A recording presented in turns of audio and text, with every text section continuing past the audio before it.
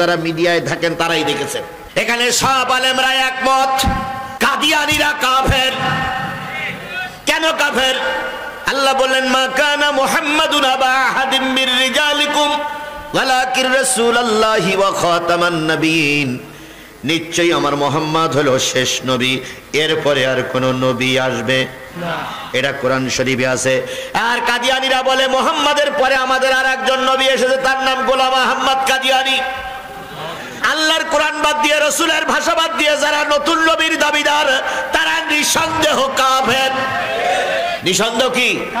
আরো জোরে বলেন, নিঃসন্দেহ কি? এখানে বাবুনগরী হুজুর ছিল, মধুপুরের পীর সাহেব ছিল, এখানে মামুনুল হক ছিল, এখানে বিএনপির লোক ছিল, জামাতের আপনাদের প্রাণ প্রিয় নেতা। আগামীতে আপনারা যার জন্য পাগল, আমিও তার জন্য পাগল। রফিকুল ইসলাম খান সাহেব জামাতের প্রতিনিধি হয়ে গিয়েছিল। খান সাহেবকে যখন বক্তৃতা করতে দেওয়া হলো, অভিমত পেশ করবেন বাংলাদেশ জামাতি ইসলামের সহকারী সেক্রেটারি জনাব রফিকুল ইসলাম খান, জনাব মোহাম্মদ রফিকুল ইসলাম খান।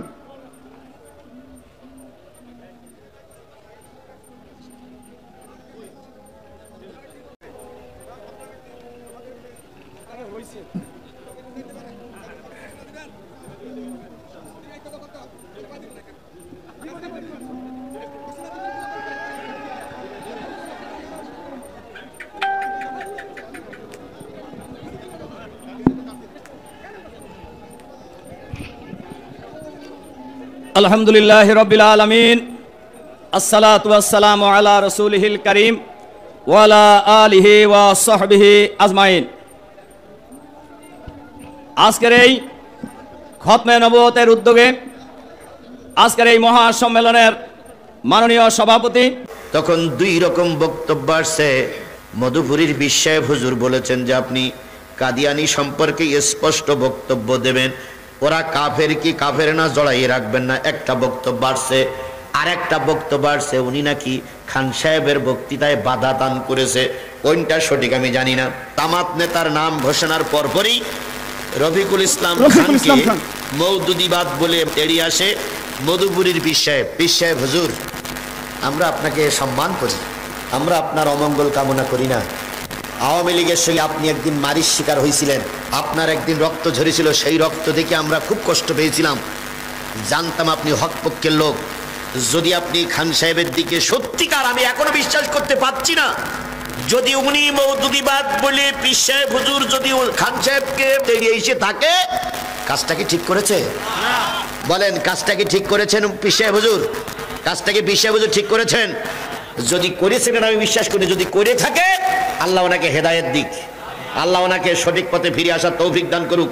যেটাই হোক, জামাতের অ্যাসিস্ট্যান্ট সেক্রেটারি জেনারেল আপনাদের এই প্রাণ পুরুষ, তিনি দাঁড়িয়ে বলেছেন আল্লাহ যদি আমাদের সম্মানিত করে, আল্লাহ যদি আমাদের ক্ষমতায় যাওয়ার তৌফিক দেয়, আমরা এখনো বলছি কাদিয়ানীরা কাফের, আমরা ক্ষমতায় যেয়ে বলবো ওরা কাফের।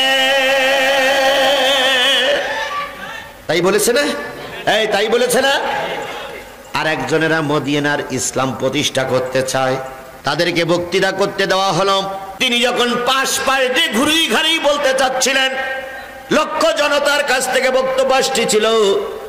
অন্যান্য নেতারা বলেছে কাদিয়ানীরা কাফের, আপনি স্পষ্ট ভাষায় বলুন কাদিয়ানীরা কাফের কিনা। উনি তখন একটু রাগেশ্বরে বললেন, আমাকে চাপ সৃষ্টি করলে হবে না, আমাদেরকে যদি আপনারা ভোট দেন আর আমরা যদি ক্ষমতায় যাই, জাতীয় সংসদে যে আপনাদের কথাটা আমরা তুলবো, বিল আকারে তুলবো, তোলার পরে ভোটাভুটি হবে, জনগণ যদি ওই ভোটাভুটিতে যদি পাশ হয় জনেরা কাপে, তাহলে আমরা পাশ করব, না করলে আমাদের কিছু করার নেই। আপনারা যে ভাষায় আমাকে কথা বলতে বলছেন সেটা আইনের ভাষা না। আইনের ভাষা হচ্ছে এগুলো কার্যকর করার জন্য, এই প্রস্তাব গ্রহণ করার জন্য সবাইকে ঐক্যবদ্ধ থাকতে হবে, জাতীয় সংসদে সবাইকে ঐক্যবদ্ধ থাকতে হবে। আপনারা যেটা শুনতে চাচ্ছেন সেটা বলি।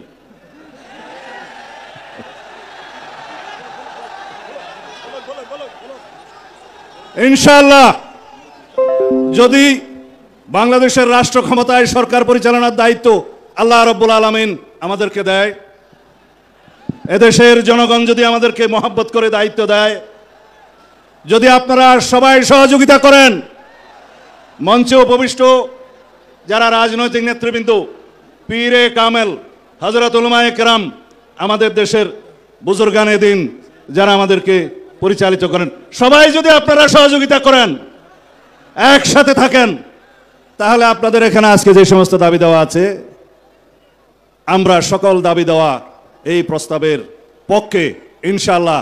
কানুনি ব্যবস্থা আমাকে শেষ করতে দিবেন তো, আমাকে শেষ করতে দিবেন তো। কানুনি সকল ব্যবস্থা জাতীয় সংসদে আলাপ আলোচনার মাধ্যমে গ্রহণ করা হবে ইনশাআল্লাহ। এই জন্য সমগ্র জাতিকে ঐক্যবদ্ধ থাকতে হবে। যাই হোক, 10 জন মেহমান হাজির হলো, 9 জন বলতে পারলো কাদিয়ানীরা কাফের। আপনারা মদিনার ইসলাম প্রতিষ্ঠা করবেন, কাদিয়ানীদের কাফের বলতে পারতেছেন না। আপনি কোন নবীর ইসলাম প্রতিষ্ঠা করবেন? ও তো সবাই বুঝে গেছে ভাই। যারা আয়োজক কমিটি, যারা আয়োজন করেছেন, আমি তাদের ধন্যবাদ দেই।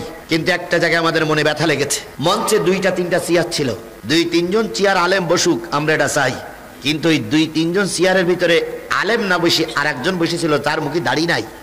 আমি ও ভাষাটা ব্যবহার করলাম না। সবচেয়ে ভালো হতো মঞ্চে একটাও চেয়ার না রাখা, সবাই লাইনে বসুক। আর আরেকটা জিনিস ভালো ছিল, চেয়ার অন্তত 20-30 টা দেখতে হবে যেন সব আমন্ত্রিত মেহমানরা চেয়ারে বসে। কিন্তু কাউকে চেয়ারে বসালেন আর কাউকে ধুলোয় বসালেন। বড় বড় আলেমগুলো ধুলোয় বসেছিল, সাধারণ বিছানার পরে বসেছিল। আর কিছু লোক যাদের মুখে দাড়ি নাই, জোহরের নামাজ পড়েছি কিনা আল্লাহই ভালো জানে, এরাই যখন চেয়ারে বসে, আলেমরা যখন নিচে বসে, তখন কলেজায় বড় ব্যথা লাগে, অন্তরে বড় ব্যথা লাগে। কথা বলেন, কথা বলেন। আর যাকে বসালেন সে কিন্তু ঘোষণা দিতে পারেনি যে কাদিয়ানীরা কাফের। তাহলে যেই ব্যক্তির মুখ থেকে কাদিয়ানীরা কাফের এই বক্তব্য দিতে পারে না, তার চেয়ারে বসাতে নাই বিয়াদবি, বসাতে নাই বিয়াদবি, বসাতে নাই বিয়াদবি।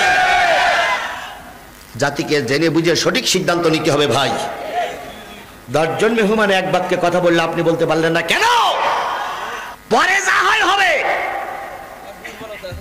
অবশ্যই দুর্বলতা আছে, পরে যা হয় হবে। তোমার মনের ভিতরে কোনো সন্ধি থাকলে পরে করতে। আজকে তো এই হুজুরদের সঙ্গে বলতে পারতে যে হাই কাদিয়ানীরা কাফের, কাদিয়ানীরা কাফের, এ কথা বললি তোমার দাদারা সন্তুষ্ট থাকবে না, তাই তুমি বলতে পারোনি। কারণ তোমরা তো দাদাদের প্রেসক্রিপশনে চলো, ওটা জাতি ভালোই বুঝে গেছে। খান সাহেব বাগের বাচ্চা, বাধা দেখ আর যাই করুক, উনি ওনার বক্তব্য চালিয়ে গেছে। ওখানে উনি যে কথাটা বলেছেন, এই জন্য ওনাকে ধন্যবাদ, ওনাকে ধন্যবাদ। এই জন্য এই জাতির সবার কাছে ওনার জন্য দোয়া চাই। আমি এই এলাকার মানুষ না, কিন্তু খান সাহেব আমার অন্তরের মানুষ। এই জন্য আমি তার জন্য দোয়া চাই, আল্লাহ পাক তারে যেন বেইজ্জতি না করে। আজকে যেন ইজ্জতের সঙ্গে বেরিয়ে এসেছে, প্রতিটা জায়গায় যেন ইজ্জতের সঙ্গে আল্লাহ বের করে আনে। আগামী দিনে যেন কোরআন বুকে নিয়ে ইজ্জতের সঙ্গে ফুলের মালা পরিয়ে গোটা সলঙ্গ উল্লাহ পাড়া যেন আমরা ঘুরে বেড়াতে পারি। এ তৌফিক আল্লাহ দান করুক।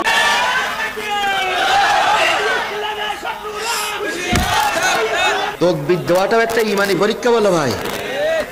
এই তকবীর দেওয়ার কারণে আগের সরকারের আমলে অনেকের বলে জেল খাট্টি হয়েছে। তারপরে এই সমস্ত পাগলেরা জেলের ভয় করেনি। এই কথা বলেন, এই সমস্ত পাগলেরা তখন আমার সামনে থেকে তকবীর দিয়েছে, এখন ওনাদের তকবীর দেওয়ার সুযোগ করে দেই আমরা। তবে অতিরিক্ত তকবীর দিলে আমি ওয়াজ করবো কখন? এখানে চরমনার ভাইরা আছেন, আমি দেখতেছি ভাই, চরমনার সঙ্গে জামাতের একটা ঐক্য হয়েছে। সুবহানাল্লাহ বলবেন না? আপনারা জীবনে চরমনায় দল করার পরে একটা আসনও নিয়ে এখনো জাতীয় সংসদে কোনোদিন যেতে পারেন নাই। আশা করছি এবার আপনারা জাতীয় সংসদে কথা বলার সুযোগ পাবেন।